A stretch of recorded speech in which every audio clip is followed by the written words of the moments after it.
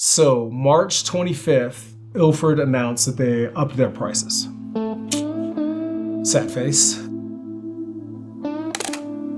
I believe the price went up anywhere from 8 to 15% depending on the film stock.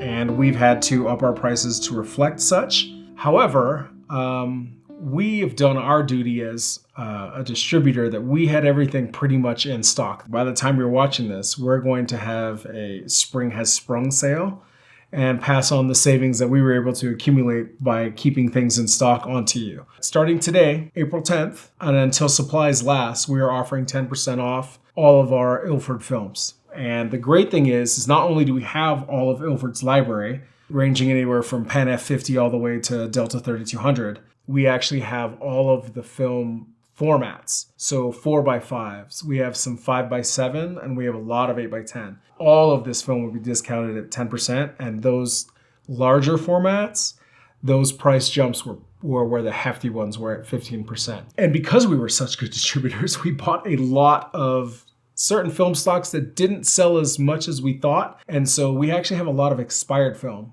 That's an additional 5% off that 10%, actually saving you up to 15%. And here's the great thing about expired film, specifically black and white film. It'll have its expiration date. And if you leave it out somewhere hot and sunny, it should last that amount of time. But if you put this in a drawer, I don't even know. I mean, if you put it in a fridge, yeah, that's great. You put it in a freezer, it's going to last another decade past what the expiration date is. So don't sleep on expired film. This guy, I used to shoot nothing but expired film at professional events. Because why? Because it was cheap. If I were you, like the fact that we actually have film that's 15% off the normal price, I'd buy up all the expired stuff. Put it in your fridge and it'll last way longer than, I say if you put it in your fridge, you're looking at probably at least a year and a half to 2 years longer than what the expiration date is. And if you put it in the freezer, you're looking at a decade. One thing to note, that if you do put it in your fridge before you go shoot it, you want it to have it kind of acclimate. So like if you have a shoot that day, I would take the film out in the morning. And if it's in the freezer, I would take it out and let it thaw for at least 2 to 3 days before you use it. Pro tip. So why Ilford for me? When I was shooting weddings, I needed a film that was low light, that I could handle in low light. And, the first thing I ran to was Delta 3200, and I didn't like it because I wasn't very up to date on how I should shoot it. I was like, oh, it's 3200, I will push it to 6400. So I pushed it to stop in development, and my stuff came back muddy. So it's actually, like an 800 ISO film, and I should have been pushing it 2 stops to even shoot it at 3200, right? I started messing around with other film stocks, and I landed on HP5. HP5 pushed 3 stops to 3200. Nothing. There's no other film out there in the world that can touch the latitude that it can do when developed in XTOL. When it's developed in XTOL and scanned on, say, a Frontier or a Noritsu, it's incredible. I can make the darkest, dankest, horrible lit areas look like they're daylight. I have huge portfolios, specifically like the Kahuku football, that was all shot on HP5, push 3 stops. Some of it was even push 4 stops. I could show up to a stadium at night, it's 8 or 9 p.m., and I'm shooting 2.8 at 125th or 2.8 at 250th, depending on where I was with the light. And the results are incredible. I was on an FP4 kick for a while, and then I stopped because I found something called Acros, but now that's dead to me. So maybe I'm coming back. FP4, hey, let's go on a date again. The one film that I have stuck with that I absolutely love is XP2. I think it's a film that a lot of people sleep on. It's a color negative film, but it's black and white. When scanned on a Noritsu, the contrast that I want, I can get straight out of scanner. Out of principle, I edit every image I have.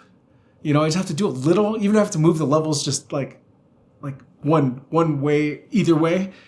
But for the most part, if I wasn't so OCD about editing my images, my XP2 straight out of camera, the way I shoot it, I wouldn't have to edit it. You should try it out. I love XP2. Also, you can save some money and have a quicker turnaround because it's C41. So you can get those scans in 2 to 3 days versus having to wait a week. And it does save you a couple dollars. It's not a ton, but it adds up after a while. You're shooting 10 rolls of XP2 versus 10 rolls of true black and white. So there are other black and white films available from other large retailers such as, or not retailers, I guess, manufacturers that start with a K and end with. And their black and white film is anywhere from $1.50 to maybe $2, even sometimes $3 more than what Ilford advertises. I think we should take note and verbalize how lucky we are as film shooters to have a company like Ilford. Their library is extensive. Let's just say Ilford didn't exist. What are your options? It's far and few between. The other big film names only have maybe 4, 5 different black and white film stocks. Ilford has 10 different film stocks that you can choose from, which is fantastic because, again, yes, a lot of things can be tweaked in the development depending on what kind of developer you use, and then obviously what kind of scanner you use and what they do on the back end. But even without those, each film stock has its own different characteristic, and the fact that you're going to reach HP5 is going to be wildly different than FP4. Ortho 50 is going to be wildly different from SFX 200.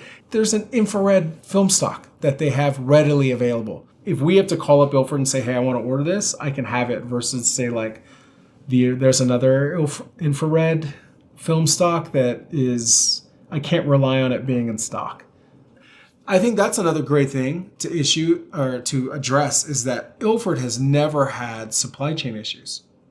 I have never, ever been like, sorry, we just can't get HP5 or I can't get Delta 3200. It's always available. And I think that's pretty incredible to have a film company that not only has a wide library that basically fills every need that you would have, but it's also always available. In 2023, that's incredible. With these film stocks in any of these formats that we're talking about, black and white is probably the easiest foot in the door into getting into film photography. C41, yeah, you could develop at home, but it's a little tricky. You got to get your temperatures up pretty high and maintain them. Where black and white film, yes, precision counts. But also like black and white film is kind of one of those like books for dummies. You put the developer in. If you exposed it pretty much okay, you're going to get magic. It's going to turn out, it will be fine.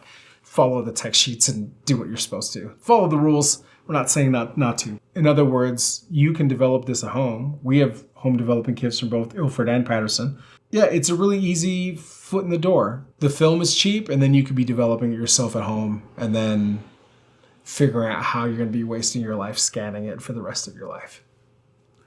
Or send it to us.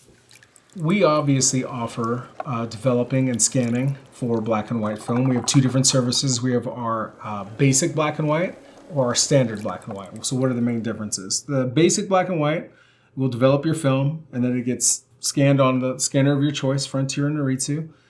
Then those files, as scanned, are sent to you. Now, with that, on a basic scan, you're going to expect dust.